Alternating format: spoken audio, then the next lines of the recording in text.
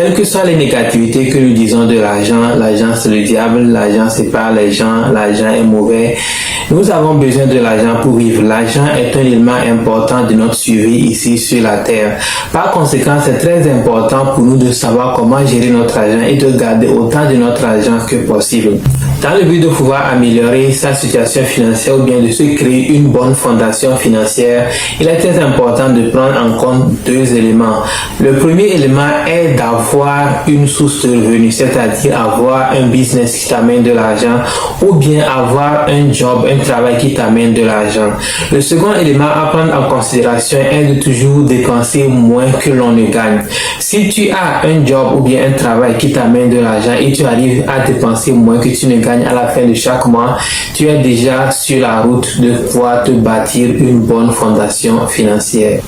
Il est très important de souligner que chacun de nous se retrouve dans l'une de ces trois catégories de la classe financière. La première classe est la classe de gens qui dépensent chaque mois moins qu'ils ne gagnent. La deuxième classe est la classe de personnes qui dépensent chaque mois exactement ce qu'ils gagnent. Et la troisième classe est la classe de personnes qui dépensent plus qu'ils ne gagnent à la fin de chaque mois.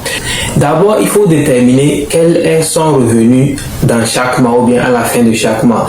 Maintenant, il faut déterminer tes dépenses. Tes dépenses, c'est tout ce qui sort de ta poche pour pouvoir te garder en vie ou bien pour pouvoir résoudre tes problèmes dans chaque mois. Maintenant, si tu prends le total de tes revenus moins le total de tes dépenses, si cette différence est positive, alors ça veut dire que tu gagnes plus que tu ne dépenses. Donc ça veut dire que tu dépenses moins que tu ne gagnes.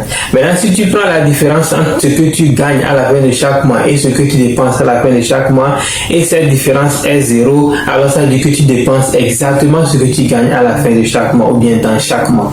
Maintenant, si tu prends la différence entre ce que tu gagnes et la différence entre tes dépenses, et cette différence est négative, alors ça veut dire que tu dépenses plus que tu ne gagnes à la fin de chaque mois, ce qui veut dire que à la fin de chaque mois, tu es endetté.